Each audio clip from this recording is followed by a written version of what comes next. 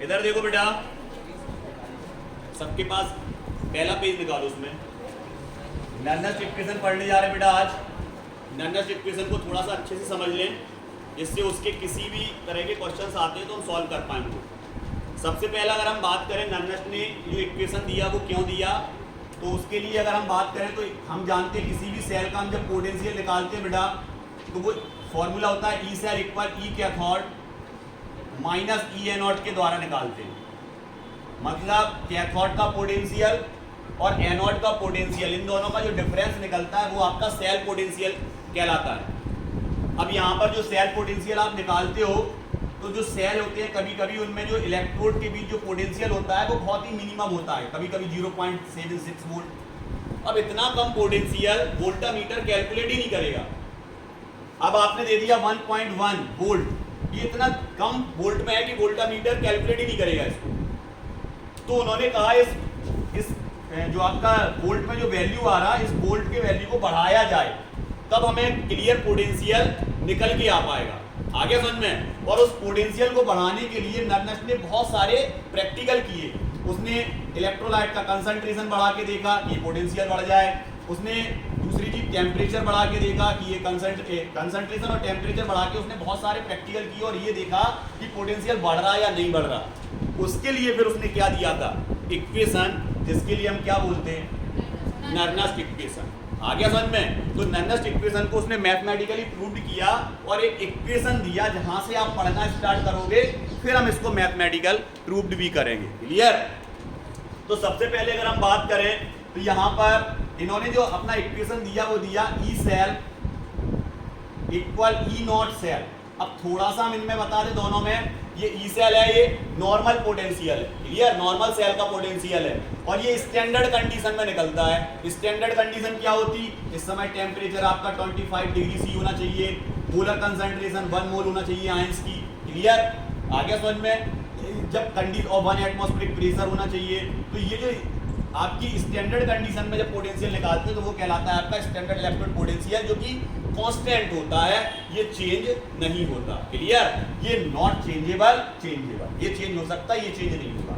Minus RT upon NF log M upon Mn positive. अभी आपको बिल्कुल भी इस पर फोकस नहीं करना है कि हमने क्या लिख दिया और डायरेक्ट क्यों लिख दिया। क्लियर। तो यहां पर अगर हम बात करें, सबसे पहले ये उसने अपना इक्वेशन दिया था जिसको हम बोलते हैं नर्नस्ट इक्वेशन। क्लियर। अब इसमें थोड़ा हम पढ़ के सुना दे रहे हैं आपको। आपने लिखा क्या है, तो देखो लिखा है द मैथमेटिकल इक्वेशन। ये जो आपकी मैथमेटिकल इक्वेशन सामने दिख रही है ना, वो क्या कह रहा था, mathematical equation which gives the relation between, ये किस किस के बीच रिलेशन बता रहा, ये रिलेशन बता रहा है आपका कंसंट्रेशन ऑफ इलेक्ट्रोलाइट, किसके बीच बेटा, concentration of electrolyte and electrical potential, दो चीजों के बीच। एक तो सर कंसंट्रेशन, किसका कंसंट्रेशन, सर इलेक्ट्रोलाइट का कंसंट्रेशन, जो आप कह रहे थे घटा के या बढ़ा के, मतलब उसको या तो हम घटा दें या बढ़ा दें, तो उसके कारण पोटेंशियल क्या हो रहा था, चेंज। तो कंसंट्रेशन ऑफ इलेक्ट्रोलाइट और दूसरा वो क्या कह रहा, कंसंट्रेशन ऑफ इलेक्ट्रोलाइट और इलेक्ट्रिक पोटेंशियल, इन दोनों में रिलेशन बताया किसने, नर्नस्ट ने। क्लियर। उसको मैथमेटिकली क्या किया, प्रूव किया। तो वो कह रहा था mathematical equation which gives relation किसके बीच, between concentration of electrolyte and electrical potential of the cell, इन दोनों के बीच। और हाफ सेल, वो सेल के लिए भी निकाल सकते हो और आप हाफ सेल के लिए, मतलब नर्नस्ट ने जो इक्वेशन दिया वो दोनों के लिए चलेगा बेटा, सेल के लिए भी चलेगा और हाफ सेल, मतलब एक पर्टिकुलर इलेक्ट्रोड, एनोड अकेले के लिए निकाल सकते, कैथोड अकेले के लिए निकाल सकते, सेल के लिए भी निकाल सकते, टोटल सेल के लिए या कैथोड के लिए या एनोड के लिए, किसी के लिए भी इस इक्वेशन को आप निकाल सकते हो। नीचे देखो उसने क्या लिखा, ई cell equal E zero cell minus, ये तो आपने लिख लिया। क्लियर। अब यहाँ देखो जरा, यहाँ पर हम इसको हटा दे रहे हैं और ये बहुत ज्यादा कंफ्यूज करता है, इसलिए हम यहाँ कुछ चीज लिख दे रहे हैं। जैसे हमने यहाँ लिखा प्रोडक्ट अपॉन रिएक्टेंट, ऊपर हमेशा प्रोडक्ट की कंसंट्रेशन रखी जाएगी और नीचे हमेशा रिएक्टेंट। अब आप कंफ्यूज नहीं होगे, मतलब हम समझ गए कोई रिएक्शन है sir A plus B arrow C plus D, तो हम समझ गए कि इनकी कंसंट्रेशन कहाँ रखेंगे सर, ऊपर, और AB का कंसंट्रेशन कहाँ रखेंगे सर, नीचे।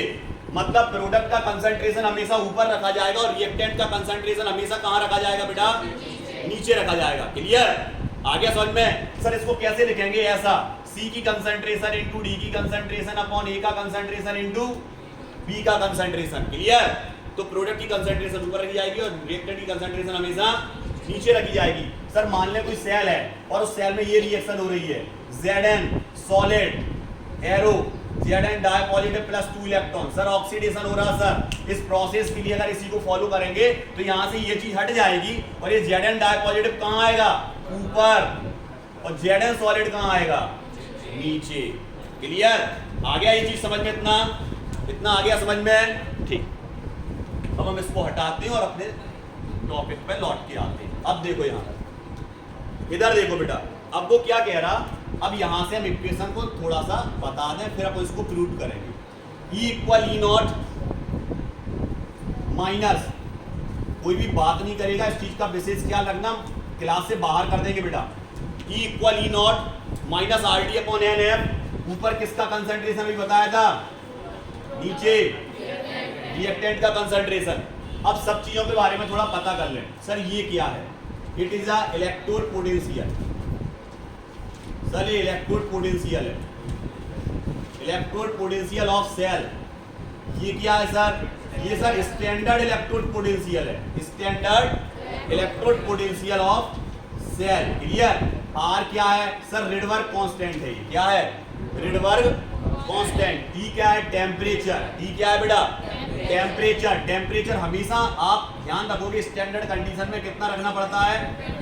25 डिग्री सी। केल्विन में कन्वर्ट करोगे तो 298 केल्विन। सबको पता सर 273 इसमें प्लस कर देते हैं तो एक केल्विन में कन्वर्ट हो जाता है और 298 ही आएगा। क्लियर?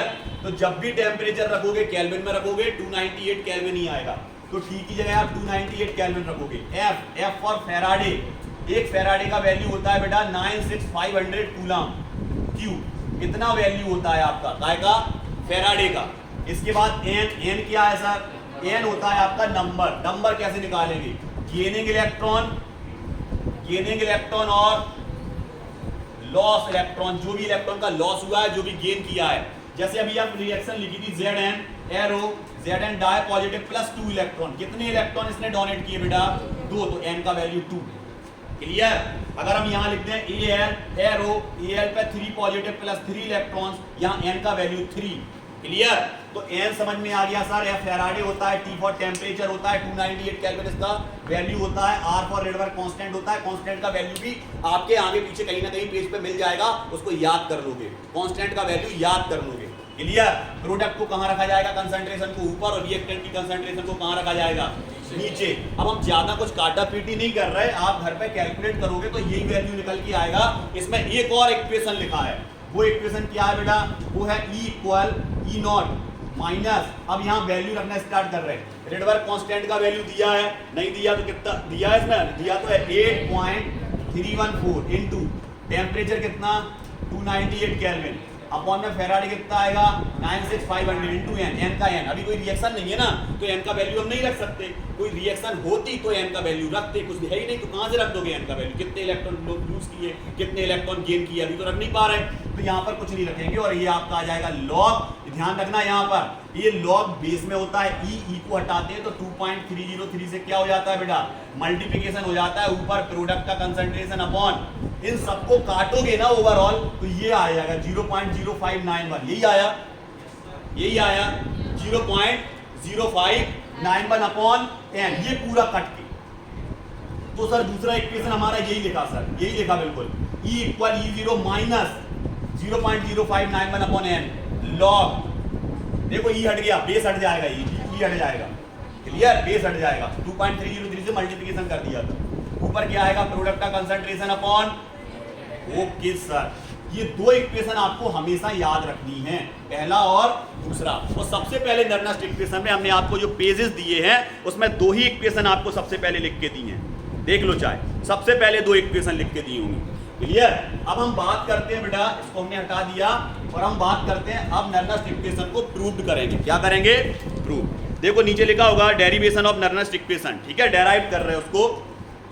अब यहां पर अगर हम बात करें लेट वो कह रहा let us consider a general chemical reaction, कोई भी केमिकल रिएक्शन ले रहे हैं। जनरल केमिकल रिएक्शन में यहाँ से हम ले रहे हैं एन पॉजिटिव प्लस, अब देखो यहाँ एम फॉर कोई भी मेटल। अब आराम से समझना, टाइम का अभाव है इसलिए शुरू में हम थोड़ा तेज चले। अब एक एक चीज अच्छे से समझना, समझ रहे कि नहीं। यहाँ पर हमने लिया Mn पॉजिटिव और इससे n इलेक्ट्रॉन हमने इसने गेन किए और बनाया मेटल। जब भी कोई चीज सॉलिड आएगी उसके नीचे S लगाओगे, याद रखोगे हमेशा के लिए। हम लगाना भूल जाएं, आप नहीं भूलोगे। क्लियर। ये आयंस आपके हमेशा सॉल्यूशन में होंगे, एक्वस सॉल्यूशन में होंगे, इसलिए Mn पॉजिटिव के नीचे AQ लगाओगे जब भी पॉजिटिव मतलब आयंस के फॉर्म में हो। तो एक्वस सॉलिड फॉर्म में है तो अगर अकेला मेटल है तो सॉलिड लगेगा उसके नीचे। क्लियर। प्रोसेस कौन सा है सर? ये प्रोसेस है आपका रिडक्शन प्रोसेस। सर इसने इलेक्ट्रॉन गेन किए, कितने इलेक्ट्रॉन गेन किए सर? n electron gain. एक रिएक्शन है आपके पास, इसके लिए कंसीडर कर रहे हैं। अब एक चीज याद रखोगे, हमेशा किसी भी सॉलिड मेटल का कंसंट्रेशन का वैल्यू हमेशा कितना होगा? कितना? 1। अगर आपके पास ms लिखा है आप तुरंत उसको 1 लिख सकते हो। क्लियर। चलो भाई इधर देखो बेटा, क्या कह रहा? For the above reaction the change in gives free energy can be written as. अगर इस रिएक्शन के लिए हम क्या निकाल रहे हैं बेटा? फ्री एनर्जी निकाल रहे हैं। तो उसके लिए फॉर्मूला क्या होता? याद रखना पड़ेगा बिल्कुल। डेल जी इक्वल होता है सर डेल जी 0 माइनस आगे क्या लिखा उसमें? R T log Q C. अब थोड़ा सा हम ये समझने सब चीजें हैं क्या। इधर देखो प्लस है प्लस। अब यहाँ पर हम थोड़ा ये समझ ले सब चीजें हैं क्या बेटा। फ्री एनर्जी क्या होता है पहले ये समझ लें।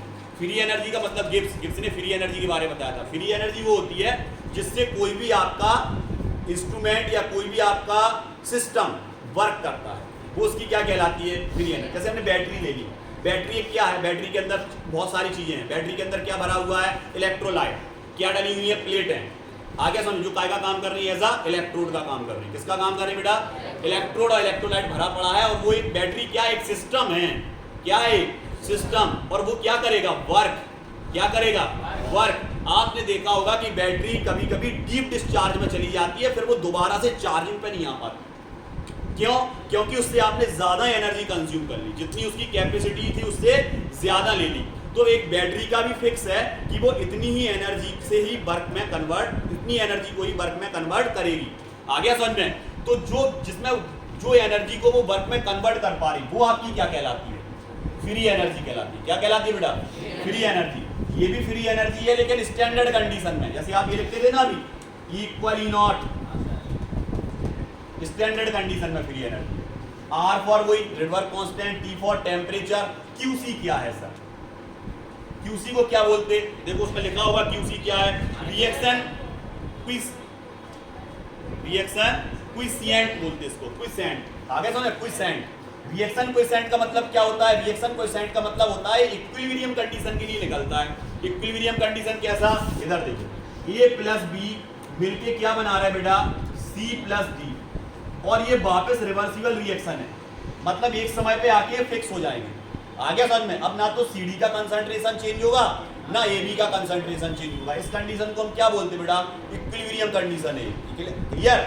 इसके लिए जो कांस्टेंट निकल के आता है, मतलब ये सी का कंसंट्रेशन इंटू डी का कंसंट्रेशन अपॉन ए का कंसंट्रेशन इंटू बी का कंसंट्रेशन एट इक्विलिब्रियम स्टेट। आगे समझ में? Equilibrium state. तो इसको हम क्या बोलते हैं? क्यूसी। क्लियर? ठीक है सर, ये भी समझ में आ गया। क्यूसी कब लगेगा? जब इक्विलिब्रियम कंडीशन हो और रिएक्टेंट और प्रोडक्ट के बीच कंसंट्रेशन फिक्स हो। क्लियर? ठीक, ये हमें समझ में आ गया। ये सर था आपका फ्री एनर्जी और सब चीजों के बारे में लिखा है। देखो सब चीजों के बारे में थोड़ा थोड़ा लिख दिया है। डेल जी क्या है, डेल नॉट जी क्या है, सबके बारे में। इधर देखो, वी नो दैट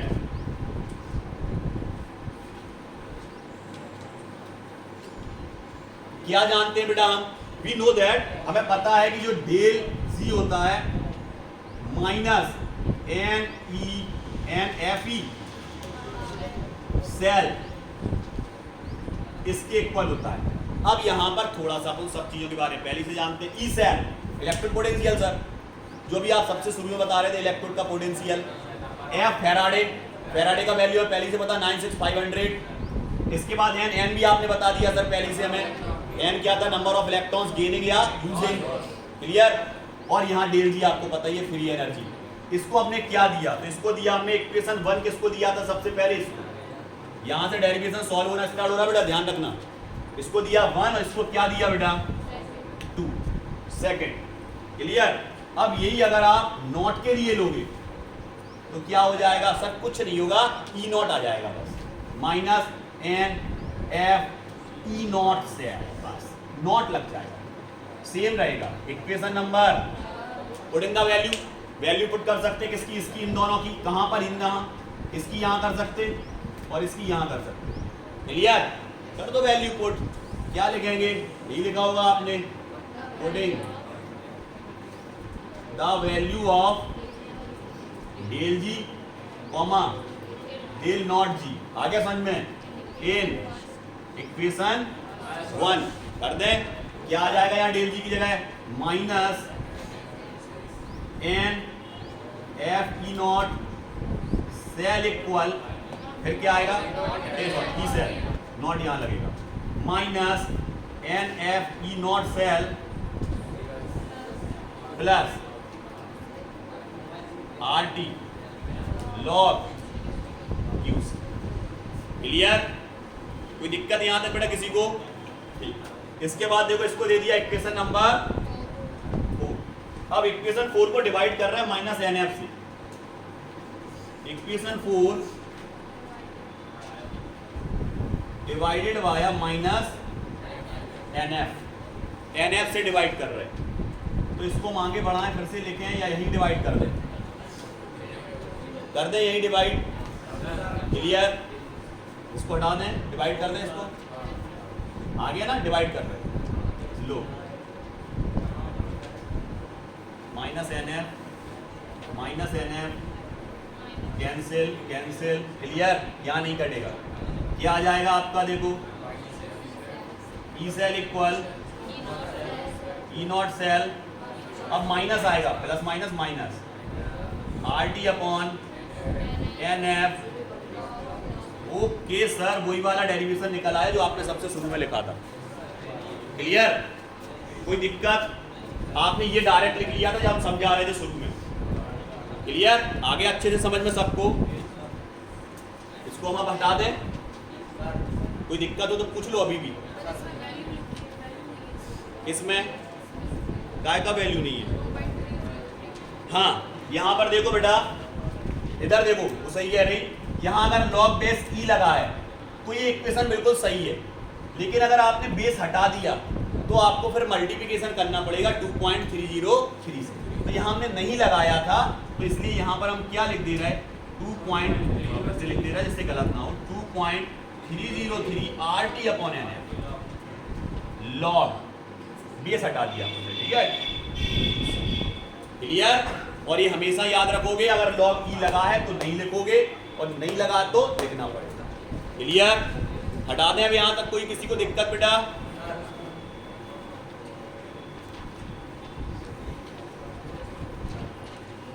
सर क्या ये इक्वेशन अपन ने निकाल ली। अब यहां देखो बेटा, नीचे हमने दिया है, देखो क्या दिया, एट इक्विलिब्रियम, देखो लिखा है। सर इस चीज को आप ना भी समझाएं तो भी हमारे पास लिखा है, लेकिन फिर भी बता दे रहा है। अभी हमने यही बताया था, अगर इक्विलिब्रियम की कंडीशन है, बताया था, तो QC क्या होता है, सबको पता QC क्या होता है सर। इक्विलिब्रियम की कंडीशन में प्रोडक्ट का कंसंट्रेशन अपॉन, तो यही लिखा है आपने, देखो प्रोडक्ट का कंसंट्रेशन अपॉन रिएक्टेंट का, इसी को क्या बोल देते हैं हम, QC। इसका वैल्यू पुट कर सकते, बिल्कुल कर सकते सर। अभी आपने डेरिवेशन क्या निकाला था, हमें याद है सर, याद है हमने क्या निकाला, अभी हमने निकाला था E cell equal E naught cell minus 2.303 R T upon N F log QC। और सर QC की जगह हम ये रख सकते, इसको हटाया, product upon, okay sir. Sir बिल्कुल सिंपल वे में चल रहे हैं, एक एक चीज समझ में आ रही सर, कहाँ क्या रख दिया। क्लियर। इधर देखो बेटा, अब हम बात किसकी कर रहे हैं, अब हम आते हैं अपने इसको, इस वाले इक्वेशन को आपने दिया 6, देखो। क्लियर। आगे आए, पुटिंग द वैल्यू ऑफ, देखो ये भी आप निकाल चुके पहले ही निकलवा दिया है हमने। देखो वो कह रहा putting the value of R T comma F, किस में रख रहा है, अभी अपन ने निकाल लिया था ना, ये वाला बोलो बेटा, बोलो बोलो जल्दी। इधर देखो, E cell equal E naught cell minus, ऊपर क्या रखा था आपने सर, ये आर का वैल्यू 8.314 इनटू यहां पर क्या रखा था 298 kelvin upon N into 96500। Clear? काट के निकाला था, कितना निकला था, यहां पर लिख दे, ये लिख दें, पता है ना, लिखना जरूरी भी नहीं है, पता है तुम्हें पहले। E cell equal E naught cell minus 0,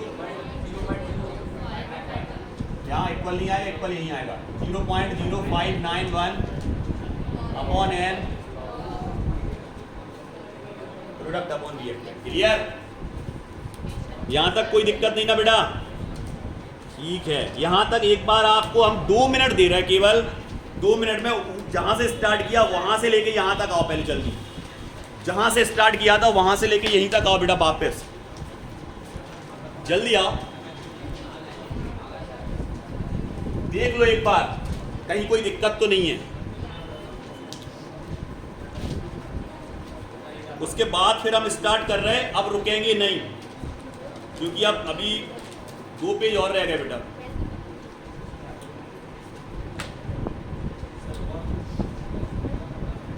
आ गए? चलो यहां देखो बेटा, यहां से अब स्टार्ट हो रहा है आपके, जिसमें आपके न्यूमेरिकल शामिल होते हैं, जिसमें आपके क्वेश्चन शामिल होते हैं। ये आपने जनरल इक्वेशन पढ़ लिया। अब अगर इनमें से क्वेश्चंस बनेंगे तो कैसे बनेंगे? क्लियर?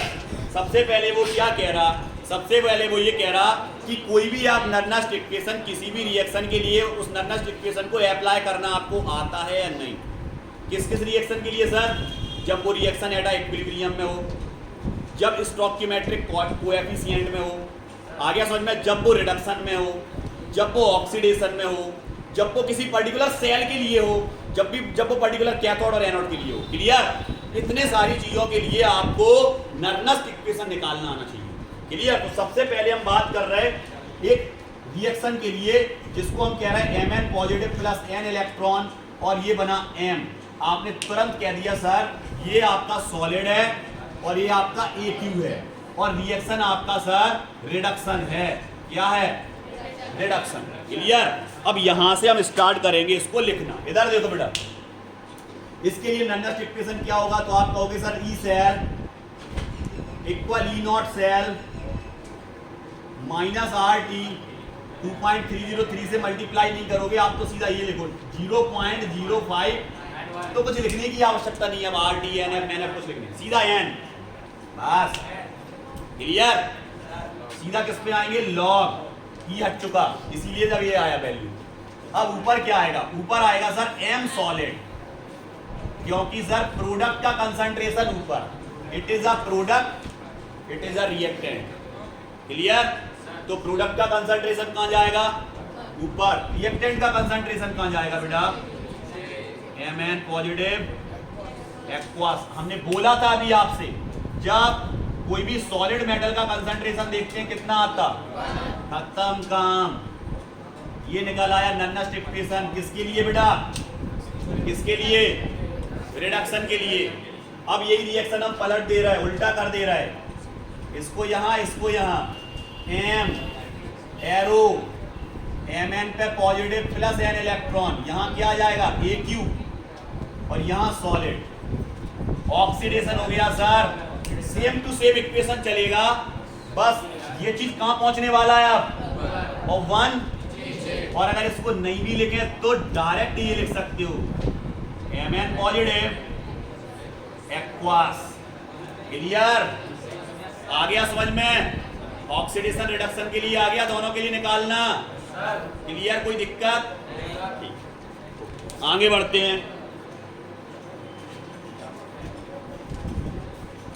इधर देखो बेटा, अब एक सेल के लिए चल रहा है पर्टिकुलर। किस सेल के लिए चल रहा है सर? गैल्वेनिक सेल के लिए चल रहा है। Galvanic cell. इधर देखो बेटा, गैल्वेनिक सेल। अब इसमें कुछ लिखा है सर, ये लिखते कैसे हैं उसको हम पहले समझा दें कि इसको रिप्रेजेंट करने का तरीका क्या होता है। पहले गैल्वेनिक सेल बना दे रहे हैं, ठीक है? इधर देखो जरा, गैल्वेनिक सेल ऐसे ही होता है ना बेटा? हाँ सर, पता है आपको लॉन, लेफ्ट साइड ऑक्सीडेशन, पता है ना बेटा? Left side oxidation anode. और एक चीज और जो आपको नहीं बताई थी, हमेशा गैल्वेनिक सेल में जो एनोड होगा उस पर हमेशा नेगेटिव चार्ज आएगा, एन फॉर नेगेटिव। और कैथोड हमेशा गैल्वेनिक सेल में कैसा होगा? तो जहां पर हमने अगर माइनस लगाया वहां प्लस, और जहां प्लस लगाया वहां माइनस करके चलोगे। Clear? Anode minus, cathode plus, lawn. Clear? कोई दिक्कत? कोई दिक्कत नहीं। चलो इधर देखो बेटा, इधर देखो जरा। अब यहां पर हमने क्या लिया था? Zn का इलेक्ट्रोड। बिल्कुल सर, किसका सॉल्यूशन था? ZnSO4 का सर। कौन से आयंस थे? Zn डाई पॉजिटिव थे सर उसमें। यहाँ किसका रॉड था? सर Cu का, Cu का था। कौन भरा था इसमें? कौन सा सॉल्यूशन था? CuSO4, Cu di positive ions थे इसमें। क्लियर? जब किसी भी मेटल को उसके मेटेलिक आयंस में डिप करते हैं तो उसमें पोटेंशियल क्रिएट होता है। क्लियर? ये भी पोटेंशियल, ये भी पोटेंशियल है। अब इसको लिखने का तरीका समझो बेटा। सबसे पहले आपको सॉलिड चीज को लिखना पड़ता है किसी भी सेल में। सॉलिड क्या है? रॉड। आपने ऐसा लिखा Zn सॉलिड। क्लियर? इसके बाद एक डिप जिसमें है, एक आप ऐसा स्लैश खींच दो। क्लियर? इससे क्या होगा? ये बता रहा कि ये Zn का जो आपका सॉलिड का जो रॉड है वो किस आयंस में आपका डिप है। तो यहां लिखोगे Zn डाई पॉजिटिव, यही लिखा होगा, देख लो चाहे। एक क्लियर? ये पूरा इलेक्ट्रोड खत्म, यहां से कनेक्टिविटी होगी दूसरे इलेक्ट्रोड से, डबल डैश। लिखने का तरीका समझ रहे ना? लिखने का तरीका समझ रहा है? अब सॉल्यूशन पहले आएगा। कौन आएगा? Cu डाई पॉजिटिव एक्वस, इसके बाद लास्ट में इलेक्ट्रोड। आ गया सर समझ में हमें कि आपने क्या लिखा था गैल्वेनिक सेल के लिए? आपने ये फिगर नहीं बनाया, इस फिगर को आपने फॉर्मूले के फॉर्म में रिप्रेजेंट कर दिया। आ गया आप समझ में सबको? क्लियर? अब यहां देखो जरा, अब हम इसको हटाते हैं और गैल्वेनिक सेल के केसेस में इसको देख रहे हैं। तो आपने यही लिखा सर, इसमें हमने लिखा Zn solid slash Zn di positive aqueous double dash Cu di positive Aq, पीछे Cu सॉलिड। क्लियर? अब यहां पर अगर अपन बात करें, अब कौन सा सेल है? गैल्वेनिक सेल है। अब इस गैल्वेनिक सेल के लिए आप नर्नस्ट इक्वेशन तब तक नहीं निकाल पाओगे जब तक आपको रिएक्टेंट और प्रोडक्ट नहीं पता। क्लियर? तो रिएक्टेंट और प्रोडक्ट कैसे निकालोगे सर? सर ऐसे निकालेंगे, Zn पे होता है सर ऑक्सीडेशन, तो Zn हमेशा काय में कन्वर्ट होगा? Zn di positive, reactant product, reactant product. Clear? इसके बाद अगर हम बात करें sir, Cu di positive electron gain करता है, काय में कन्वर्ट होता है? Cu में, reactant product, reactant product. Clear sir? हमें आ गया सर रिएक्टेंट कौन सा और प्रोडक्ट कौन सा है। नर्नस्ट इक्वेशन फॉलो होगी, E equal E cell equal E naught cell minus 0.591 upon log. ऊपर क्या आता था सबको पता? प्रोडक्ट। नीचे प्रोडक्ट देखो कौन कौन से हैं सर? एक तो है आपका Zn डाई पॉजिटिव एक्वस, और दूसरा क्या है आपका प्रोडक्ट? Cu सॉलिड अपॉन, नीचे क्या आएगा आपका?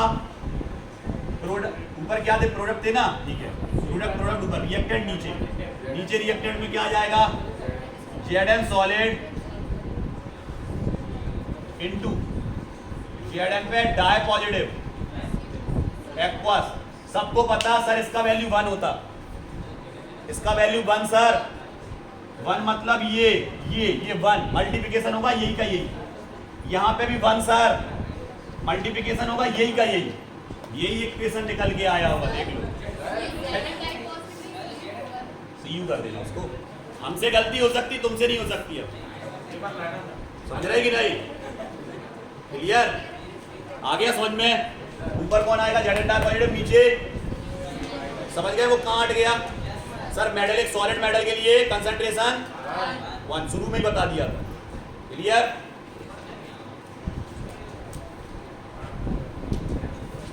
अगला देखो पेज,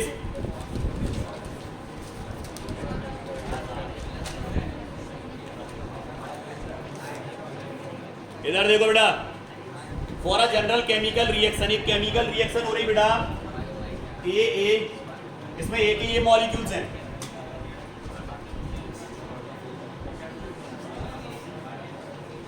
कोई बता सकता है इसके लिए क्या होगा? आप क्या दोगे सर इसके लिए? नंदस इक्वेशन हमें आता है, नंदस इक्वेशन में ये है आपके प्रोडक्ट और ये हैं इनका कंसंट्रेशन। अब देखो यहाँ ये लगा है, इसको बोलते हैं स्टोइकियोमेट्रिक कोएफिशिएंट बेटा। स्टोइकियोमेट्रिक कोएफिशिएंट हमेशा पावर में जाएगा, काय में जाएगा? पावर में। और एक स्पेशल एग्जांपल इसके बेस पे लास्ट में देखेंगे, नंदस इक्वेशन खत्म करेंगे। क्लियर? इधर देखो जरा, E cell equal sir E naught cell minus 0.0591/n, इतने बार लिख लिया सर, याद हो गया बिल्कुल। क्लियर?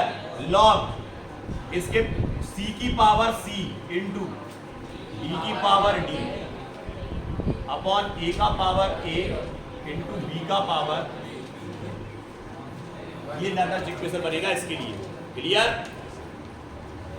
इधर देखो आप, सर ये आपने क्यों बताया? नहीं तो आप इसको जो अगला है उसको सॉल्व नहीं कर पाते। ठीक है? इधर देखो जरा,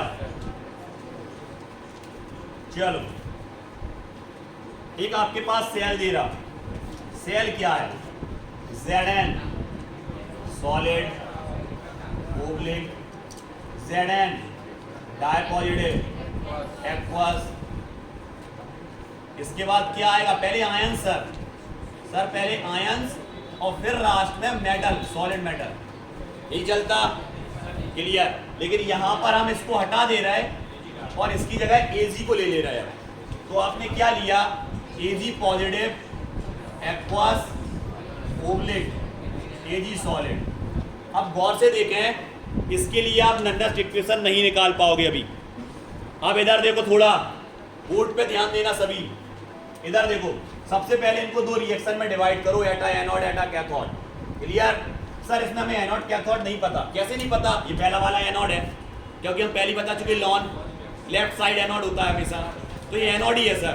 ये कैथोड है सर, रिप्रेजेंट में वैसे ही समझ कर बिना देखे। क्लियर?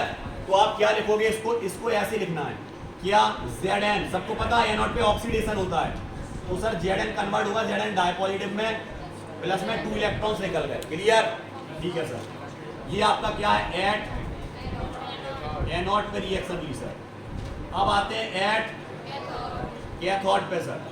जैसे ही एट कैथोड पे आए Ag, यहाँ पर रिडक्शन होगा पॉजिटिव, तो हम थोड़ा यहाँ से लिख दे रहा है Ag प्लस, इसने इलेक्ट्रॉन गेन किया और बनाया Ag। लेकिन सर बैलेंसिंग नहीं है, यहाँ पर देखो 2 इलेक्ट्रॉन जा रहे हैं और यहाँ 1 इलेक्ट्रॉन है। रिएक्शन को बैलेंस करेंगे इलेक्ट्रॉन्स के बेस पे। क्लियर? तो यहाँ सर 2 लगा दो आप, तो यहाँ पे भी क्या लग जाएगा? प्लस, तो ये क्या बन जाएगा? 2Ag। क्लियर? सर ये है हमारे प्रोडक्ट, सर ये हमारे reactant. Clear? E cell equal E naught cell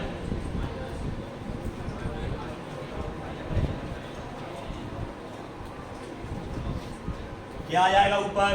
Ag की पावर 2। सही है ना? यही आएगा। ऊपर क्या प्रोडक्ट की तो लिखते ये,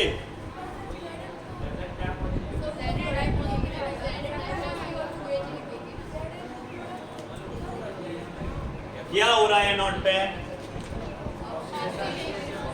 इस पे क्या हो रहा? रिडक्शन में इलेक्ट्रॉन्स गेन करेगा, ऑक्सीडेशन में इलेक्ट्रॉन डोनेट करेगा। रिएक्शन एकदम करेक्ट है, उसमें कोई भी गलती नहीं है।